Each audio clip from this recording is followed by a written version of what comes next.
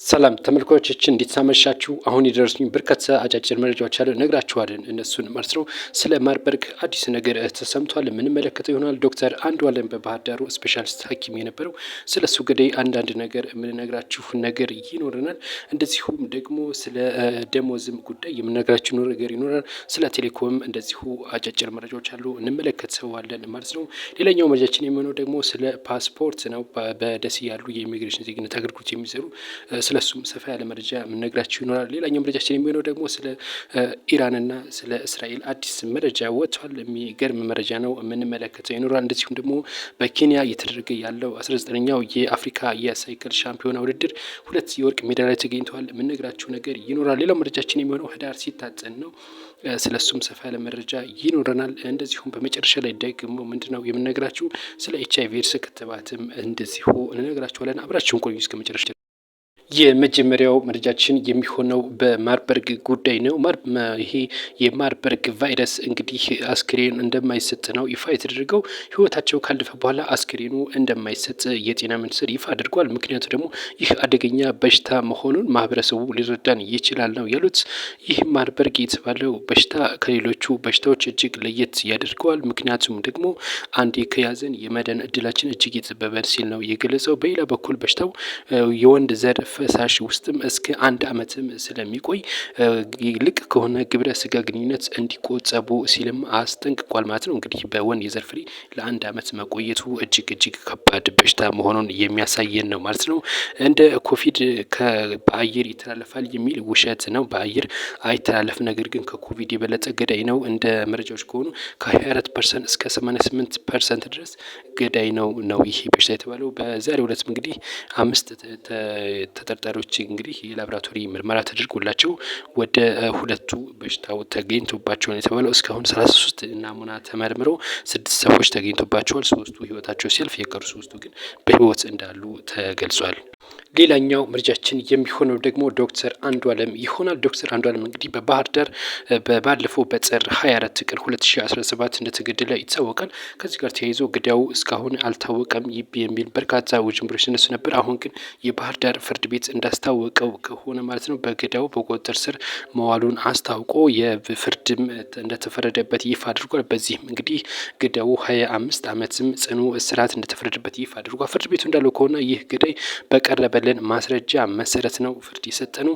እንደ መረጃዎቹ ከሆነ ገዳዩ ሆን ብሎ መንገድ ጠብቆ ሐኪሙ በምሽት ወደ 1 ሰዓት አካባቢ በሚሆንበት ሰዓት ላይ ወደ ቤቱ በሚመለስበት ሰዓት በግል መኪናው ማለት ነው መንገድ ላይ ጠብቆ ነው የተኮሰበት። በዚህም እንግዲህ ሆን ብሎ በመተኮስ በሚል ነው እንግዲህ አንድ አንበደ ወደ 25 ዓመት ጽኑ እስራት የተፈረደበት። ይሄ ገዳይ እንግዲህ ሌላ ሐኪም ላይም እንደዚሁ ተኩሶ መኪናውን መምታቱንም ይፋ አድርጓል ነው የተባለው። ገዳዩ እንግዲህ 25 ዓመት ጽኑ እስራት መፈረዱን ይፋ አድርጓል። ከዚህ ጋር ተያይዞ ለቤተሰቦቻቸው እንግዲህ ይህ ትልቅ ምርት ነው። ምክንያቱም ነፍሱ የዚህ ሰውዬ የዚህ ሐኪም ገዳይ ደግሞ የትም እንዳልቀረ ማሳያ ነው ተብሎለት። ሌላኛው መረጃችን የሚሆነው ደግሞ የፌዴራል የሲቪል ሰርቪስ ኮሚሽን ነው። እንደሚታወቀው ደሞዝ ጭማሪ ተደርጓል። ነገር ግን አንዳንድ ቦታዎች ይህ ደሞዝ ተግባራዊ እንዳልሆነ እየተነገረ ይገኛል።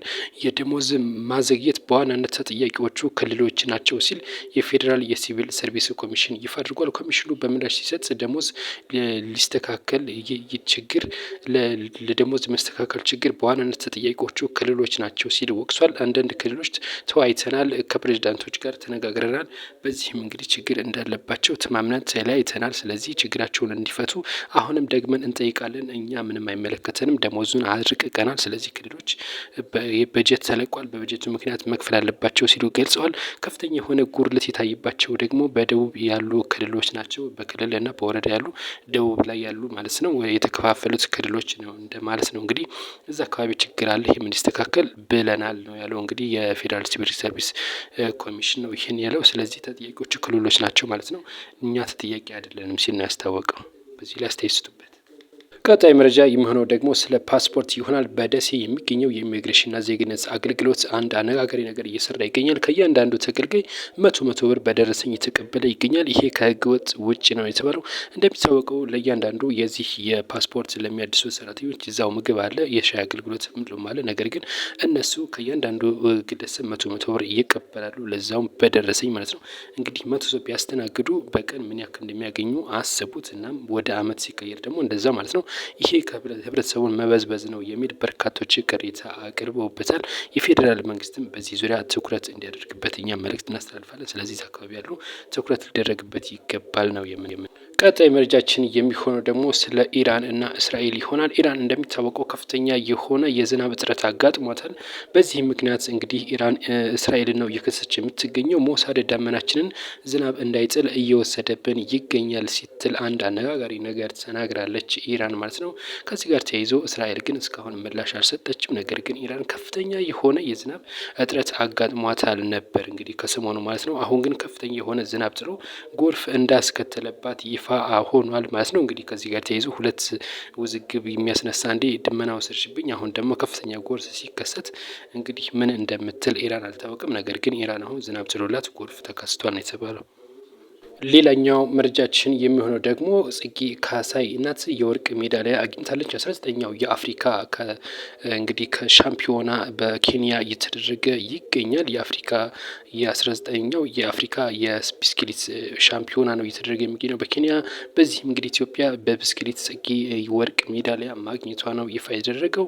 ጽጌ ኬንያ ሁለተኛ ወርቅ ነው ያገኘችው በኬንያ ማለት ነው። በትናንትናው ወርቅ አግኝታ ነበር። ዛሬም እንደዚሁ ወርቅ ማግኘቷ ነው የተነገረው ማለት ነው። ከዚህ ጋር ተያይዞ እንግዲህ ኢትዮጵያ ሁለት ወርቅ ሜዳሊያ ማግኘቷ ይፋ ሆኗል። ከዚህ ጋር ተያይዞ በርካታ የአፍሪካ ሀገራትም በውድድሩ ላይ ተሳትፏል። እነ ኬንያ እና አልጄሪያ እንደዚሁም ደግሞ ናይጄሪያን ጨምሮ በርካታ የአፍሪካ ሀገራት እየተሳተፉበት እንደሚገኙ እየተነገረ ይገኛል። ቀጣይ መረጃችን የሚሆነው ደግሞ በአሜሪካ የተፈቀደው የኤችአይቪ ቫይረስ ነው። እንግዲህ በይሄ ኤችአይቪ ቫይረስ ላናኬቫ ቬራ የተባለው ይህ ኤችአይቪ ቫይረስ እንግዲህ ፍቃድ ካገኘ ቆየት ብሏል። በጤና ሚኒስቴር እንደዚሁም ደግሞ በተለያዩ አካላት ፍቃድ አግኝቶ ወደ ትግበራ ገብቷል። ሁለት የአፍሪካ ሀገራትም ይህንን መድኃኒት ለመጠቀም እንግዲህ ፈቃደኛ ሆነዋል። አሜሪካ የውጭ ጉዳይ ቢሮ እንግዲህ ሌናካቫቬር የተባለውን መድኃኒት ለአፍሪካ ሀገራት ለመሸጥ ተስማምቷል። ሁለት ሀገራት በአመት እንግዲህ ሁለቴ መውሰድ አለባቸው ማለት ነው። አንድ ተከታቢ በአመት ሁለቴ ነው የሚወስደው።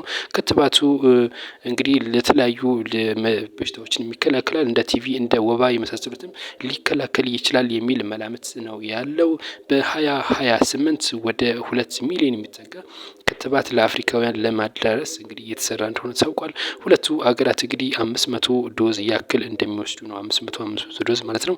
እነዚህ ሀገራት ደግሞ ደቡብ አፍሪካና ዛምቢያ እንደሆኑ ታውቋል። እነዚህ 500 ዶዝ የሚወስዱት ደግሞ ብር ከፍለው ነው፣ በነጻም አይደለም።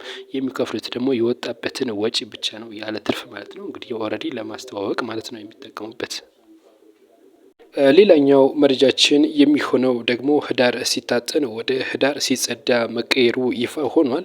ይህ እንግዲህ የሆነው በዘንድሮ አመት ነው። እንደሚታወቀው ከ1911 ጀምሮ ህዳር ሲታጠን ተብሎ ይከበር ነበር። ይህም የሆነበት ምክንያት በ1911 ከፍተኛ የሆነ በሽታ መጥቶ ነበር። እንደ ኢንፍሉዌንዛ አይነት ነው። እንግዲህ ወደ 9,000 የሚጠጉ ከአዲስ አበባ ብቻ ህይወታቸው እንዳለፈ ይታወቃል። በዛን ወቅት ነው እንግዲህ ይሄ በሽታን ለማጥፋት ተብሎ ነው እንግዲህ እንደዚህ የተጀመረው ነው የተባለው ህዳር ሲታጠን። ከዛም በኋላ እንደ በየአመቱ ህዳር ሲታጠን ተብሎ ይጨስ ነበረ፣ በየአካባቢው ቆሻሻ ተቃጥሎ ማለት ነው።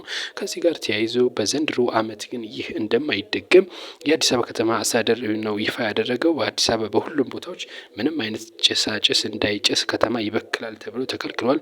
በዛ ፋንታ ግን በርካታ የባስ ተርሚናሎች እንደዚሁም ደግሞ የተለያዩ አካባቢዎች ሲጸዱ እንደዋለ ነው እየተነገረው። ስለዚህ ህዳር ሲታጠን ወደ ህዳር ሲታጠን ወደ ህዳር ሲጸዳ ወደሚል መቀየሩ ይፋ ነው እየተደረገው ማለት ነው።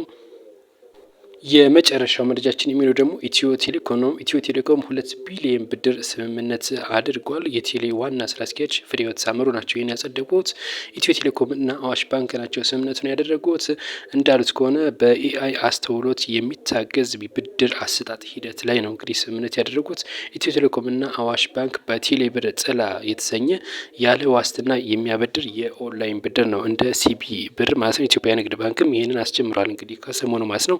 ይህ ይህ እንግዲህ እንደ ይህ ጥላ የተሰኘው ያለ ዋስትና ማበደሪያ እና ቁጠባ እንደሆነ ነው የተነገረው። ማበደርም መቆጠብም እንደሚችል ማለት ነው። ደሞዛቸው በቴሌብር እና በአዋሽ ባንክ የሚከፈላቸው ማንኛውም የግልና የመንግስት ተቋማት፣ የንግድ ድርጅቶች እንደዚሁም ደግሞ የተለያዩ ተቋማት መበደር እንደሚችሉ ይፋ ሆኗል።